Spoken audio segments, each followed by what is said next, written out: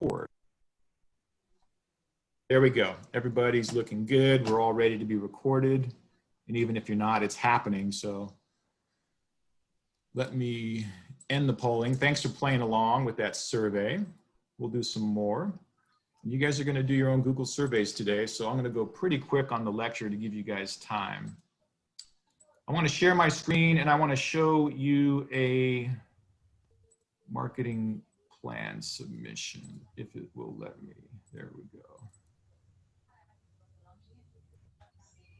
So I picked this one because I love when we have students who actually have their own business and they're hustling to make it happen. So Perla has a coffee business, Origin Coffee, and they're at Vista. And what's the other farmers market, Perla?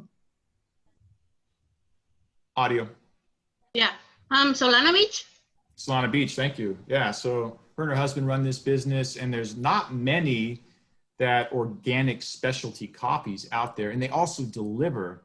So, but I wanted to pull this marketing plan, one, because we have an entrepreneur in the class. I know we have others, but also it's National Coffee Day, so it seemed appropriate. But then third, the format was kind of what I'm after, and many of you hit this correctly. So this first situation analysis is pretty short. Here's the product, here's the unmet need, here's the size of the market, right? Kind of step one. And this does all of that. So she talks about the business here. Can you guys give me a reaction to make sure you can see this, a thumbs up or something on your reaction button? I'm kind of flying blind here. Okay. So organic specialty coffee, Origin Coffee Roasters, and the unmet need. Most of you, if you got feedback from me and a couple points taken off, is because I wanted you to flesh out your unmet need a little bit more. So really the unmet need is describing there's an opportunity because there's this group of people, a target, that that isn't really being addressed in the marketplace, or it could be done in a different way. So here, Perla's got some information about only 1 or 2% of the coffees in the world are organic specialty coffee grade. So these are like the enthusiasts, right? They really want the premium coffee and also organic. So there is a market for it. Is there a market for it? We'll look at the size of the market, and there's some good information here. So the size of the market, you have lots of ways you can gather that. Industry information, sales, a lot of you did that. Some of you did the keyword search volume. Any of those satisfy. But you don't need to overthink this first step. You're just kind of placing your flag in the sand that here's my idea that I want to start with. Okay, I'm at 1:41. Where's my time clock? You're supposed to stop me. Yeah, I messaged it in the chat. I didn't want to like. Oh, that's okay. Yeah, feel free to interrupt me. That's okay. That's okay. You're doing fine. All right. So thanks for letting us look at that, Perla. So those of you who I'll finish up the marketing plans today. Make sure you check your comments, even if you got full points. I put some comments on there so we can kind of course correct as we go along. Lots of good ideas, but it has to be some kind of new idea, not following an existing business. You can't pick an existing product and follow that. That's not going to work. Okay, let's talk about market research.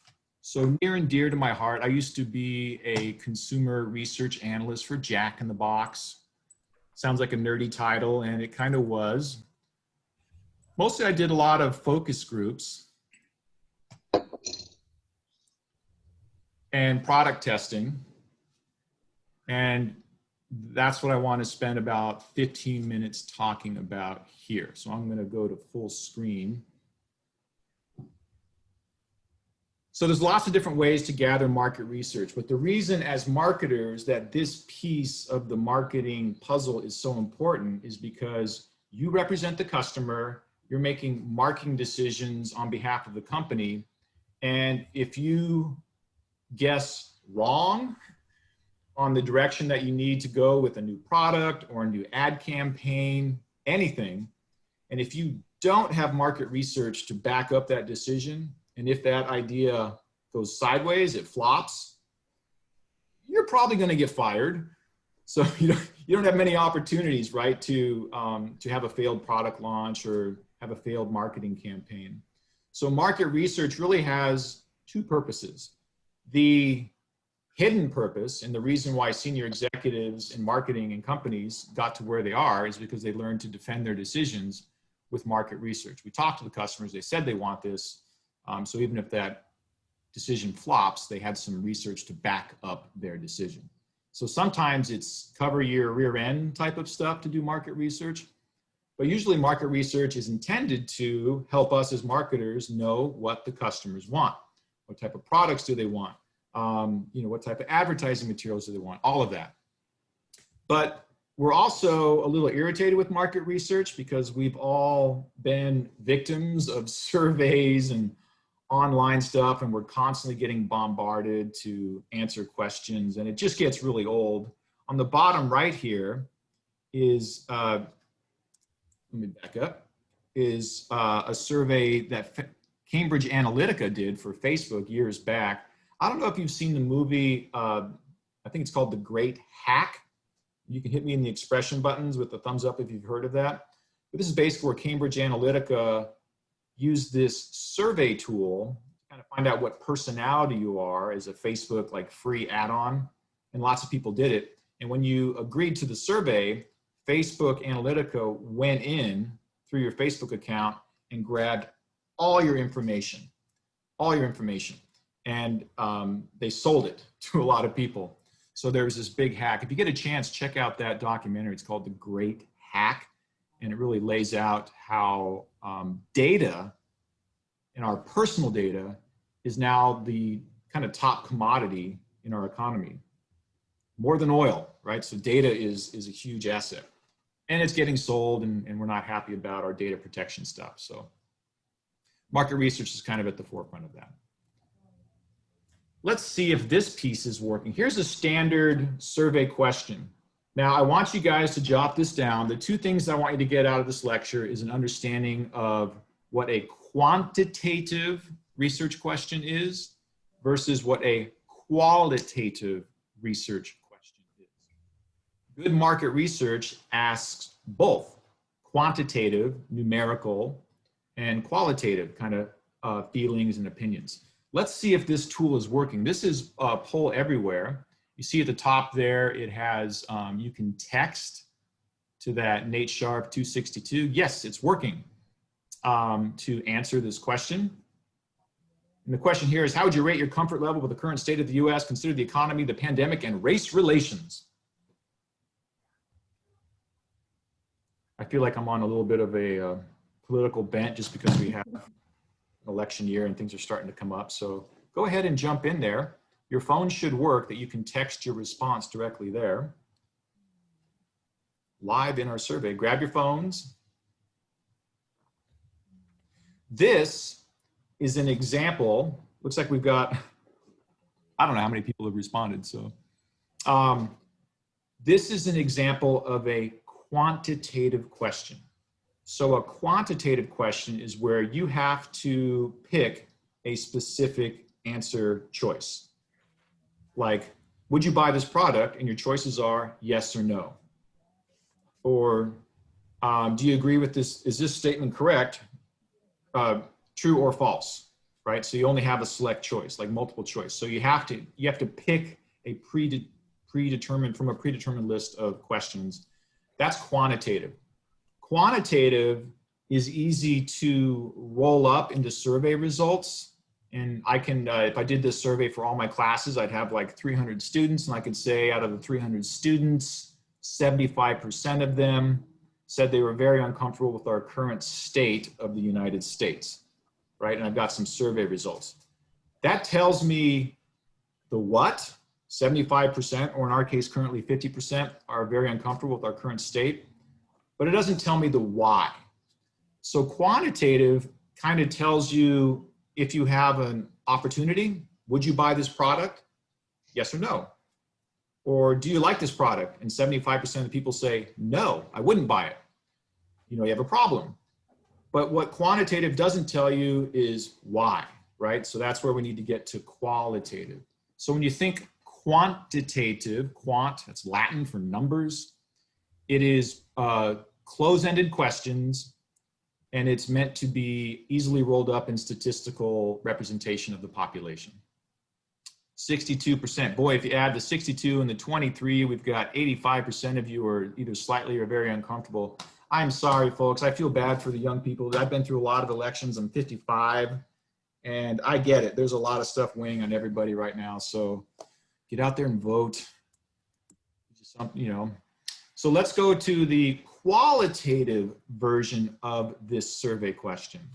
And what I want you to get an idea of is when we ask market research questions, we do a mix of both quantitative, tell us what, do we have an opportunity or a problem? Are we going in the right direction? As well as qualitative, the why. So it's typically, the sequencing is quantitative followed by qualitative. This isn't a mandate, but this is what I found was an effective 1-2 punch for market research when you're getting feedback from customers. So go back into this one. This is a word wall. Looks like it doesn't have the phone thing on this one. So, oh, there we go, good. So using 1 or 2 words, say, you know, in 1 or 2 words, describe why do you feel that level of discomfort? And what the word wall will do is it'll make the word bigger based on how many people respond. Now, as folks are responding to this, activate. Show responses. Visual settings. Oh, we've gotten somewhere weird. Okay. Word cloud. I'm going to try to close all this down. Discard changes. Well, total results 3. We don't have that many. We didn't get that many results, but here's that word wall. I'm sorry it's not working. But this is a qualitative question. We're kind of finding out the why, right? So a lot of you are saying, I'm feeling uncomfortable because it seems like there's some injustice in what's happening right now. So that's the mix on your research. Quantitative gives you kind of the temperature of the room. Do we have a problem? Do we have an opportunity? And then qualitative is open-ended questions. Tell me why, tell me how you feel. And you get qualitative responses. So you need a mix of both. Now, market research is used oftentimes, one, if you're going to launch a new product, you want proof of concept. You don't just run with that new product. You want to see if people are interested in it, make tweaks accordingly. We did this for all the Jack in the Box products. We always had at least 6 products in test on any given month. It was pretty elaborate. Maybe you're going into new markets. Maybe you're going after new target audiences, or you're changing up your brand, like Zumba Fitness. They wanted to go into a new Evoke set from fitness to entertainment. They want to do some research around that. So research is great. We want to do it. There's lots of free tools. You should do it as much as you can. However, it does take time. So it can slow decisions down. And when you're in a competitive and crowded marketplace and you're trying to be first to market with a new product, market research can slow things up. So, and it does cost a fair amount of money. Now, the good news is that money bullet down here has gotten way less from what it used to be when I was your guys' age, and you had to hire market research firms. You can use Google Forms now, and lots of free tools. Why do I have Benjamin Cumberbatch in this market research slide? Somebody's going to get the clue. Unmute yourself if you have the answer. This is a role he's playing in a popular series. Sam, do you have it? You were unmuted there for a second. No?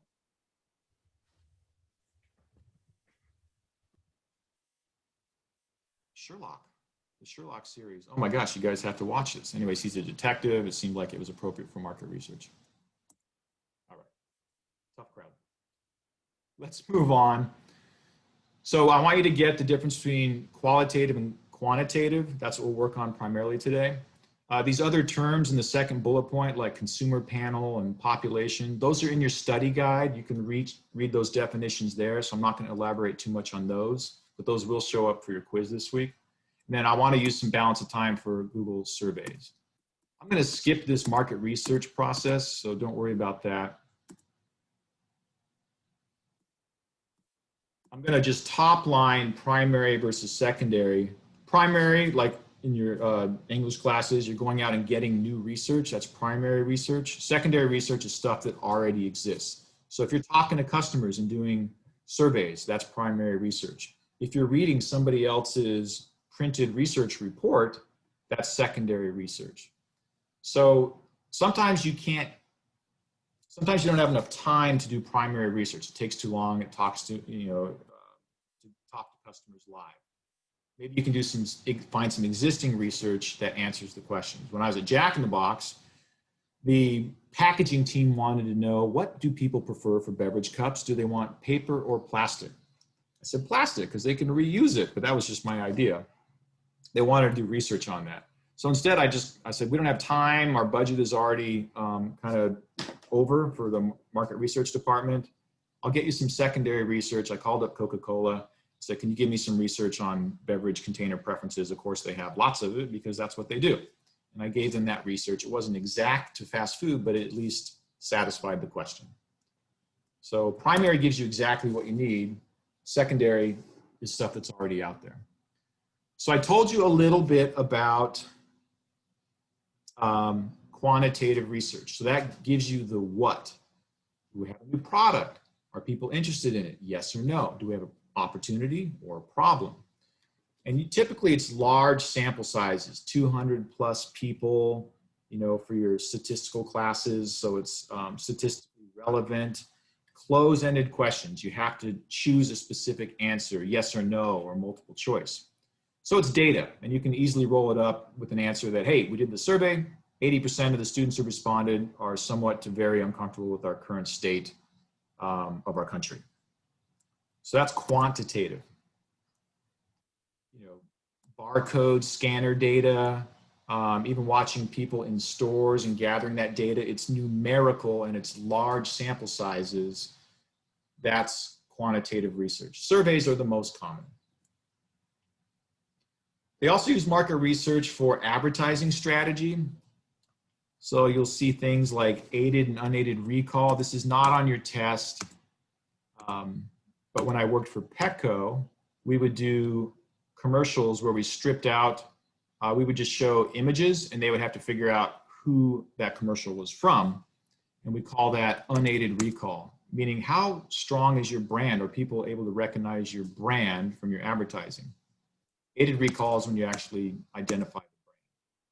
But maybe it's advertising strategy, or you're doing some concept research before you actually try to start building out products, or pre-testing. What do you think of these different mocked up ads before we actually spend the money of shooting a commercial, and then post-testing after the fact.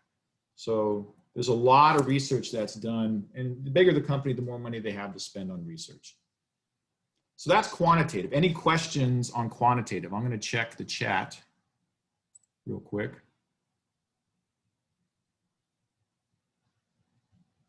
Sherlock, oh yeah, you're right, Karen, you had it. Waylon, you had it also, okay. Interesting spelling on his last name. All right, so that's quantitative. I'll leave the chat open for a second to see if there's any questions. No? Okay. Qualitative, open-ended responses. Tell me why you wouldn't buy this product, or how do you feel about this product? So focus groups here in the middle. Sorry for my 1980s clip art, but focus groups are qualitative because you're bringing people in, typically 8 to 10 people. I used to be a moderator for focus groups, and you have a whole bunch of questions that you're asking them, and the client is behind glass listening to the responses. The whole thing's recorded, but it's only like 6 to 10 people, so it's a small sample size, and it's open-ended questions. Tell me how you feel. Why would you not buy this product? What don't you like, etc. Nike got their classic Just Do It campaign through focus group research. So qualitative research is more intimate, and you can get some real kind of ahas about the customer through qualitative questions. You have a restaurant, it's you walking around and talking to customers and, hey, how's your meal tonight? Oh, what don't you like? Tell me more, right? So that's qualitative versus they filled out a little comment card at the table. That would be quantitative. So qualitative captures the why. People are saying they don't like our product. Quantitative. Why don't they like it? Qualitative. All right. My computer doesn't want to forward.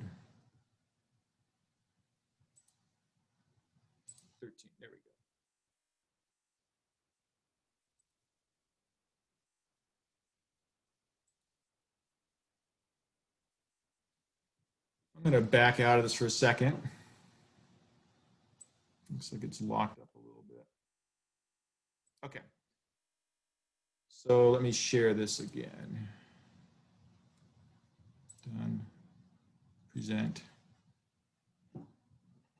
All right, so here's an example of some quantitative questions. You guys are going to do this in your groups. Rank the following 5 campus events on your likelihood of attendance, 1 being least, 5 being most. They have to choose 1, 2, 3, 4, 5, so it's quantitative. Rank these giveaways 1 through 5, but it can also be a yes or no question, but they have to choose a specific response, right? So it's quantitative. Qualitative, as a follow-up question to that previous quantitative question, why would you not be likely to attend this event? Or why would you not mention this product? So what happens when you do a combo of quant and qual is you get some pretty good information about your new product or your campaign to help you move forward. I'm going to skip these here. I'm going to skip the surveys. I will say this, when you do a survey and you work for a corporation, there's lots of people that are involved in that survey. Who are we going to ask questions of? That's called a screener. Our target, our population is like when it was salads at Jack in the Box, we were testing in Texas and San Diego. And when I went out to moderate the Texas salad focus group, we were supposed to have women in the focus group. And when I showed up, it was mostly men, and that wasn't our target. And so I told the focus group company, this is the wrong target. I flew out for nothing, redo it. I'll have to come back when you have our target, which is women. So a screener would identify who the target is, what the questions are, and that can take a while before you have an agreed upon survey that you can take forward. All right, friends, Google Forms. So I'm at 2 o'clock. That is good. We are running ahead, which I wanted to. So I'm going to show you Google Forms. And this is an awesome tool. I don't think these links work, but I'm going to go ahead and show you an example.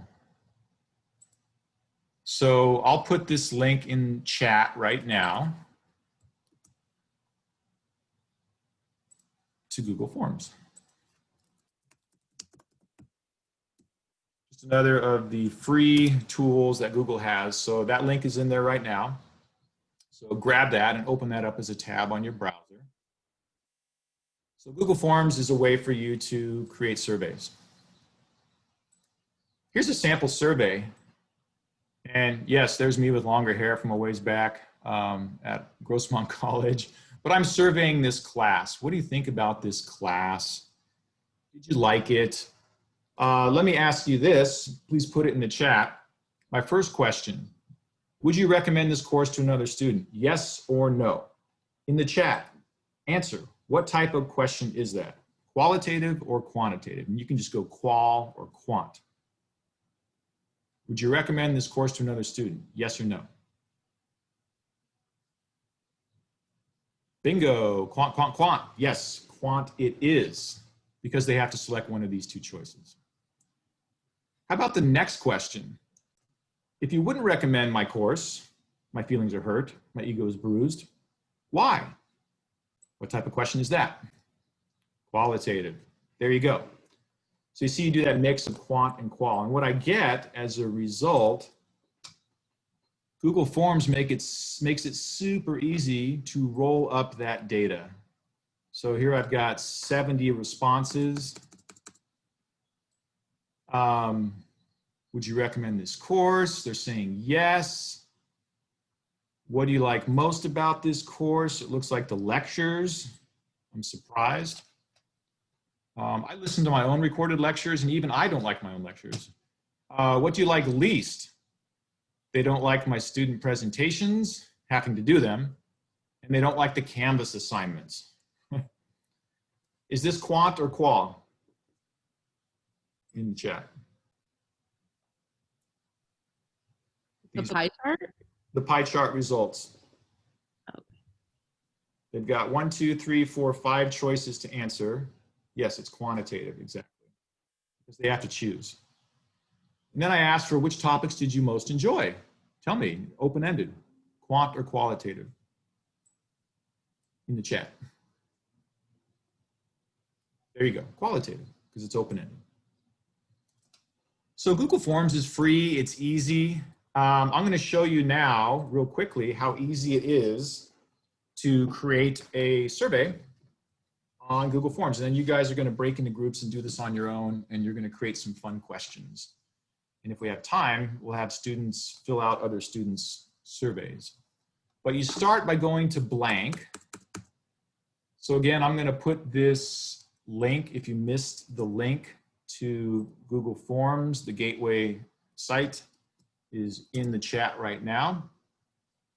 And then from there, you're going to click on blank, and you can follow along if you want. And you're going to get this blank start. And you can choose what type of question it is up here. So you see it defaults to multiple choice, but I could also do short answer or paragraph where they're writing their response, which is qualitative. True, false is also multiple choice. But I'm going to ask a question like, the question is this: what do you, okay, here we go. How would you rank my shirt as a fashion choice today? And I'm going to say, horrible choice. It's okay, you're anonymous. I can take it. Oh, that's a linear scale. We don't want that. We want multiple choice. Option 1, not good. Option 2, you must need to do laundry.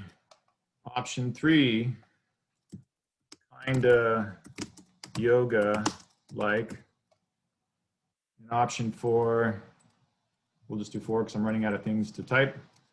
It's fine.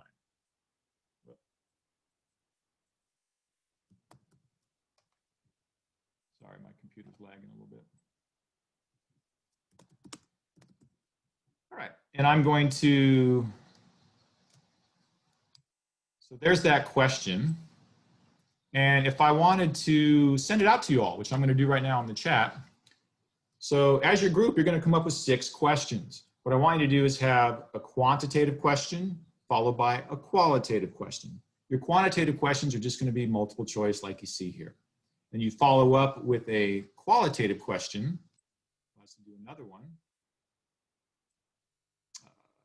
Oh, and to add a question, I'm sorry, to add your next question, it's up here. This little plussing, I'm going to add another question. And this one's going to be short answer. Why don't you like my shirt? I don't know if I want to hear this, but why not? And now I'm done. Okay, I've got a quant and a qual.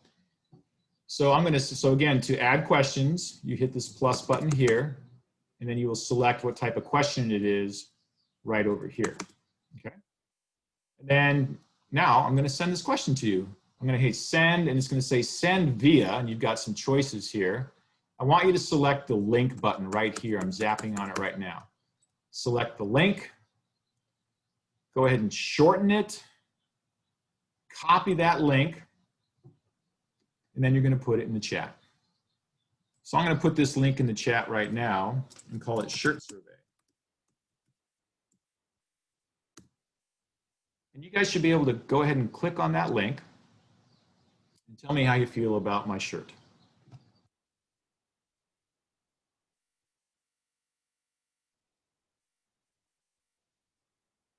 Reese asked, can you attach a QR code to this if you want to put it on a receipt? That's a great question, Reese. I don't know. I'm going to jot that down. I don't think they do. I do know that Poll Everywhere does generate QR codes. I don't know if this one does. All right, go ahead. I don't see the link, by the way.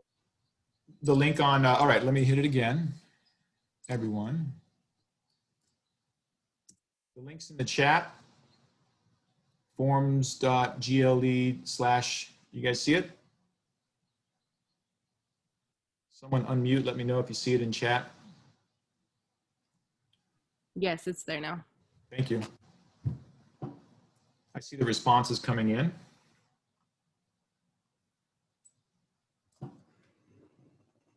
Oh, I'm feeling a little anxious. Let's see how it goes with my shirt selection.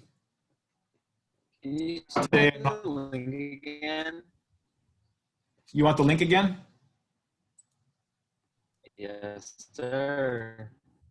There you go.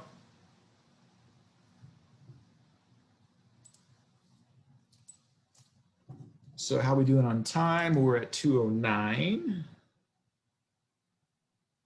Good, just about time to stop here.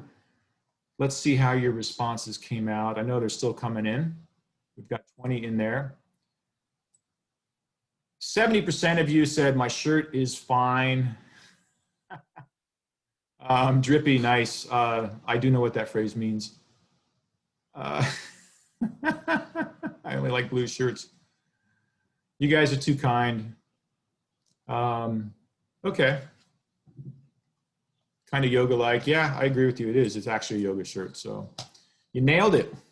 That's how easy Google Forms is, guys. It's such a powerful tool. It's so easy to use. You can use this in your other classes if you need to do primary research. Super handy. So here's what we're going to do in groups. All right. Let me go to this one here. You're going to get zapped into a group.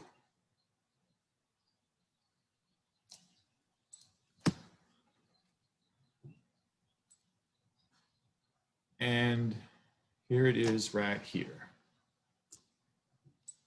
So working in your Zoom breakout group, we'll take about, we're at 2:10, we're right on the nickel here. So we'll take about 15 minutes for you guys to work in your groups. I want you to come up with 6 questions. And here's the questions you get to choose from. The debate is tonight at 6 o'clock. And if you were able to ask the president or the Joe Biden a question, come up with some questions in your group. So here's what I want you to do. You're going to get a total of 6 questions. 2 of those questions are going to be about the US economy. So come up with an economy question. And the first one will be quantitative. So anybody want to unmute and take a stab at what a quantitative question would be that you could ask the candidates? And obviously they're talking live, so those are qualitative responses. But if they were filling out a survey, it'd be something like a quantitative economics question would be, how would you rate the state of the current US economy? Poor, so-so, or good, right? And you have a 3-point scale. That would be sufficient. Then you could follow up with a question to the debaters tonight, a qualitative question. Something like, why? Why do you feel that the unemployment rate is so high? Or something about your policies, or what would you do to fix, right? That would be a qualitative question. So in your group, your first 2 questions are about the US economy, a quant and a qual. Your next 2 questions are about race relations, a quant followed by a qual. A quantitative would be on a 3-point scale or a 5-point scale. How do you feel about the current state of race relations in the United States? Or 1 to 3, 1 to 5 scale. And if there's students of color in your group, encourage you to take this opportunity to lead that question development. A quantitative and then a qualitative that you would ask of one of the candidates, right? And then lastly, 2 questions related to COVID-19. A quant, it could be like, when do you predict that the pandemic will be over? And you could have 3 or 4 different choices there. And then a qualitative for the debaters. Does this make sense?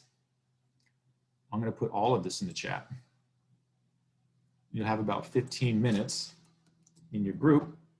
And your goal, open up Google Forms, number 1. There's no worksheets on this one. Number 2, start talking in your group. Develop a quant and a qual for econ, then a quant and a qual for race, and then a quant and a qual for COVID. Give me a reaction if this is making sense.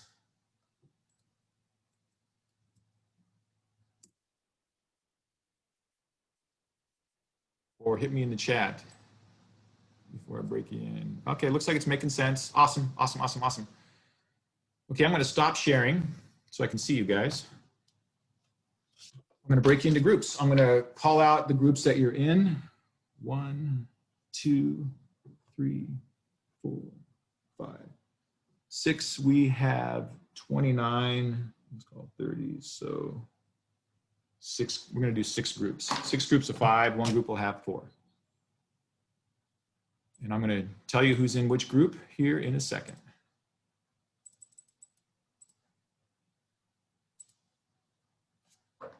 All right, group 1 is Emily, Jennifer, Kevin, Perla, and Reese. 2 is Andrew, China, Christian, Donnie, and Genevieve. 3 is Cole, Elijah, Jackson, scroll, Jared, and Sophia. 4 is Huang, Karen, Kelly, Shay, and Yumi. 5 is Brady,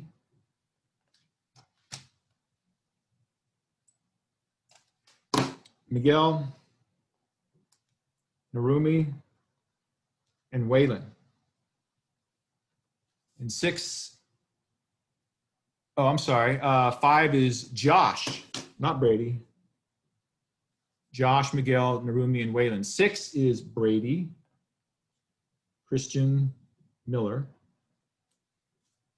Bernie, and Sam. Here we go. It is 2:15. You've got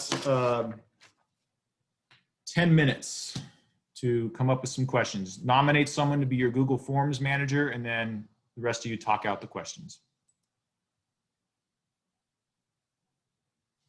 See you in a few. You got 10 minutes.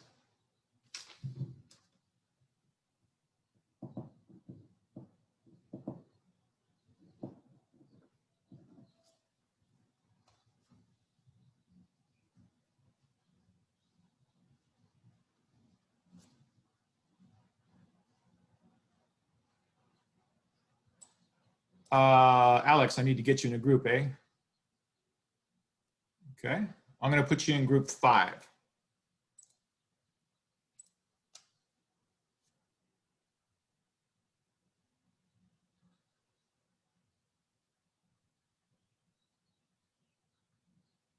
You need to probably accept to go into the group. You may have to click a button.